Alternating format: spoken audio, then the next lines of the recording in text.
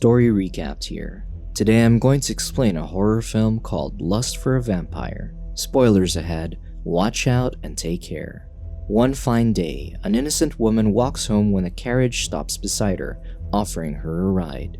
Though delighted at first, her face soon turns into an expression of horror as she screams when she realizes what she just walked into. In the castle of Count and Countess Karnstein, the carriage driver brings in the unconscious body of the innocent woman to harvest her blood. Then, the Count and Countess conduct a ritual to resurrect their daughter. A few moments later, the corpse rises into the form of a human being. Meanwhile, Richard LeStrange has just come into town when an innkeeper tells him off for flirting with a waitress, especially during their current times. Turns out it is now the time of the awakening of the vampires, the Karnsteins, who only resurrect themselves every 40 years and prey on young virgins. Because of superstition, many women do not talk much with strangers, fearing being taken away. Richard explains that the reason he's in town is to study for the books he's writing, those that contain themes of witches, vampires, and black magic.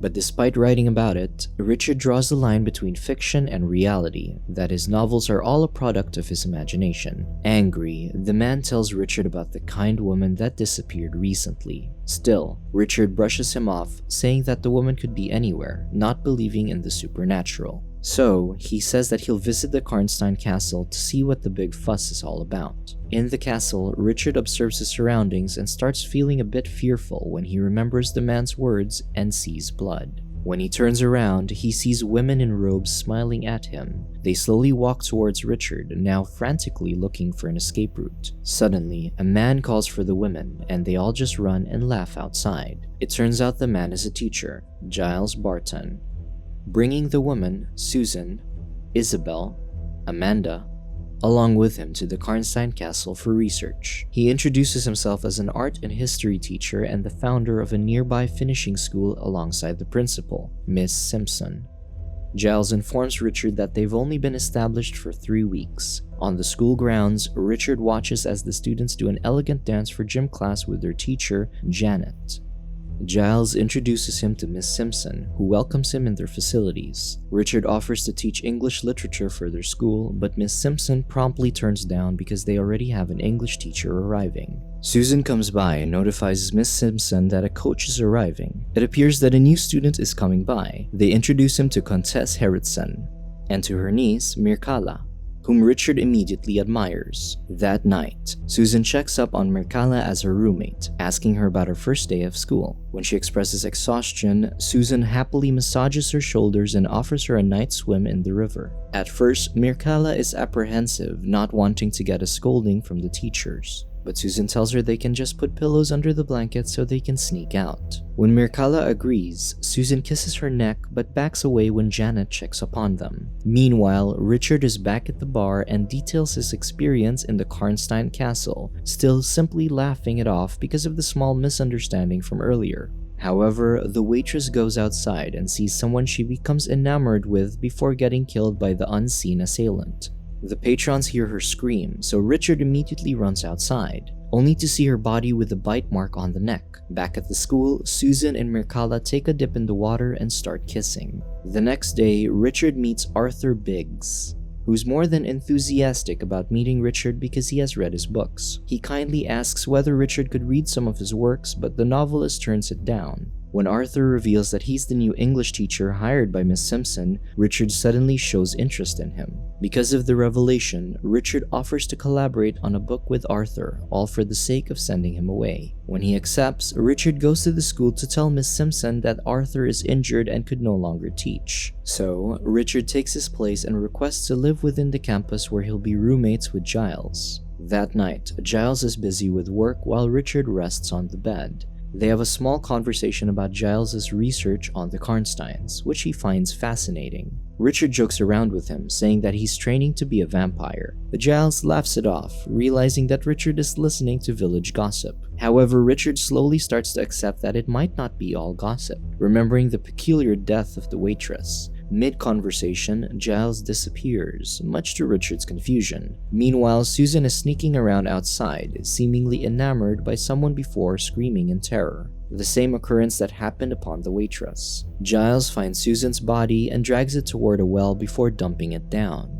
On the other hand, Richard encounters Mircalla, so he corners her and expresses his love towards her. She pushes him away and leaves, but not before seemingly showing attraction towards him too. The next day, Miss Simpson questions Mircalla about Susan's disappearance, but she expresses her innocence about the topic, not even realizing that Susan is gone. She thinks that Susan is in someone else's room. Before sending Mircalla away, they remind her not to tell anyone about the disappearance for now. Furthermore, Janet argues with Miss Simpson about what to do. The principal wants to keep the case a secret, thinking that Susan will surely come back soon, but Janet believes otherwise, wanting to report it to the police. Because of her persistence, Janet lets Miss Simpson do her thing, on the agreement that if Susan isn't back within 48 hours, they should report it. The day continues as usual, with Giles conducting a history lesson about the Karnsteins. They come across the tomb of Carmilla Karnstein, the daughter of Count and Countess Karnstein. He mentions how Carmilla's name sounds odd, but notes that it was trendy during their era, naming their children a version of an anagram. They all rearrange the words to form different names. One of the students mentions how Mircalla's name fits, which she just snubs. Giles notices this and asks whether Mircalla's family has any connections with the Karnsteins, but she denies it. While they walk further into the castle, Giles pulls Mircalla aside and asks her to meet him there later at night because of something important. Back at their boarding, Richard asks Giles of Susan's whereabouts, so Giles tells him that she just has a slight fever. Richard is also not feeling well himself, therefore Giles urges him to rest so he can sneak out once he falls asleep. Although Mircalla doesn't explicitly state her agreement to meet him, she shows up behind Giles. He tells her that he has finally figured out everything about Mircalla. He mentions the glaring clue of Mircalla's name's similarity to Carmilla, so Giles double-checked by looking for a portrait of Carmilla who died 120 years ago. When he found the portrait, he saw Mircalla's face. Giles realizes that Mircalla is a vampire and that Countess Harriton is none other than Countess Karnstein. When she starts walking towards him, he takes out a cross, making her flinch away.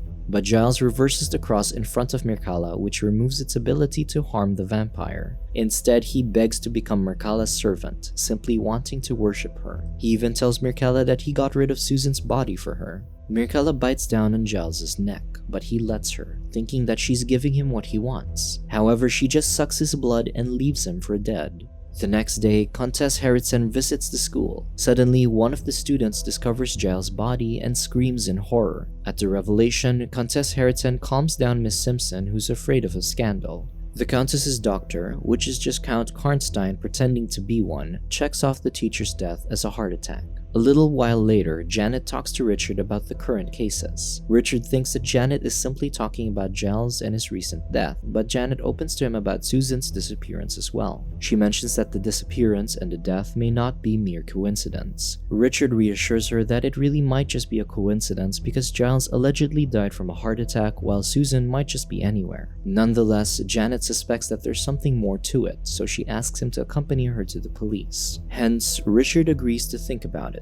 When she leaves, Richard goes through Giles' research and finds a sketch of Mircalla. Looking through his books, he accidentally knocks them off the table and sees a book open to a picture of Carmilla, which, true to Giles' words, bears the resemblance of Mircalla. Connecting the dots of Giles' work, Richard goes to the school to check the dead teacher's body, only to see bite marks on his neck as well. Finding out that Mircalla is a vampire, he talks to her the next day in class. He pretends to speak to her about schoolwork, but he subtly whispers to meet her at night. But Mircalla refuses, so Richard tells her about Giles' research on the Karnstein family and what he found out about her. Because of this, they agree to meet up later at night in the castle.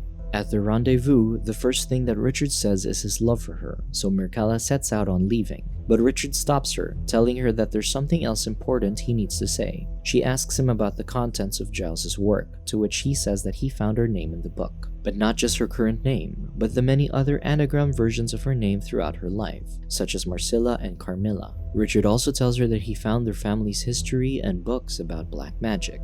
Richard asks for an explanation from Mircalla, so she confesses the truth, that she's actually a Karnstein, but their family simply changed their name.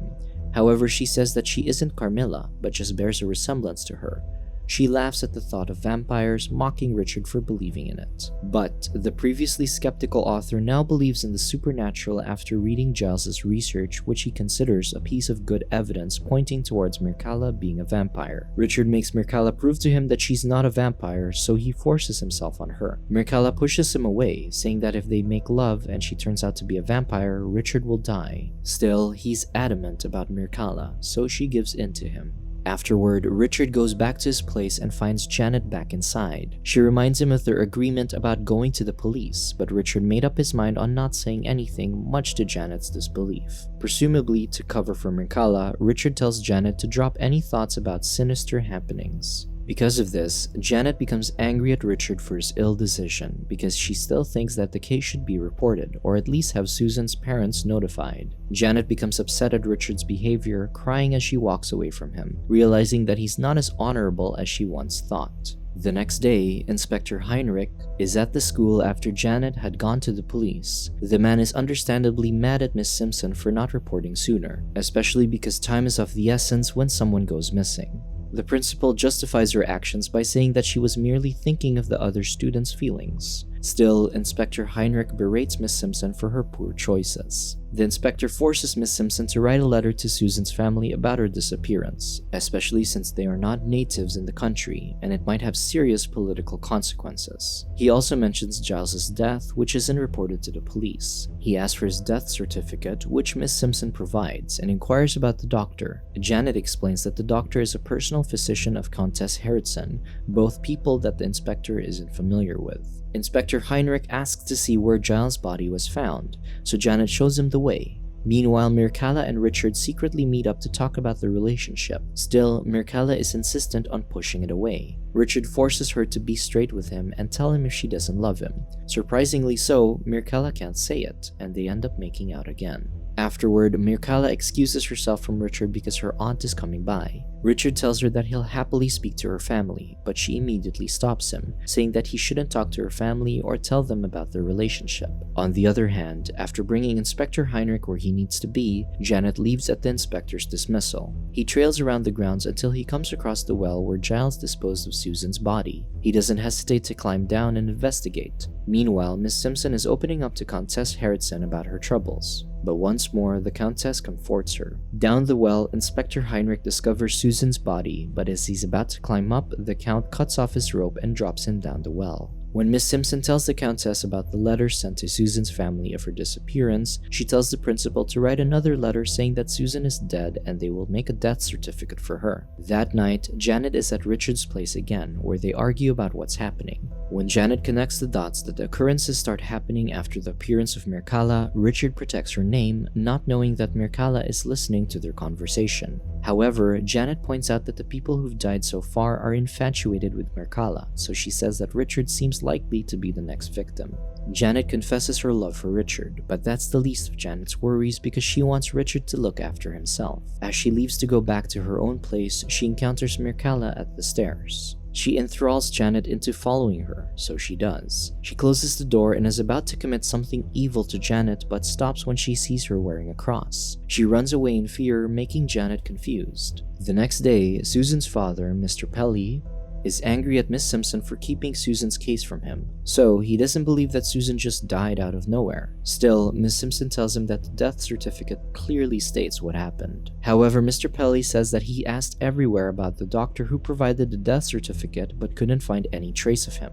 Mr. Pelly shows the principal permission for exhumation so he can find the truth. When Mr. Pelly's men find the casket, they indeed see Susan's body and retrieve it for a cross-examination. Mr. Pelly argues with the Countess about Susan's death, stating that his experts found severe bodily injuries that weren't stated in the other death certificate provided by the Countess's doctor. Because of this, the Countess says that the true reason Susan died was that she threw herself from the top of Karnstein Castle. Mr. Pelly is still in disbelief, but the Countess successfully gaslights him into thinking otherwise, even mentioning their divorced family that could be a reason. A little later, Mr. Pelly's doctor notes the bite marks on Susan's neck, but they're uncertain about the theory of vampires, so they talk to the town's priest about it. That night, Richard looks for Mircalla, who is busy sucking the blood of some girl. He walks away as the other students see him cause a commotion.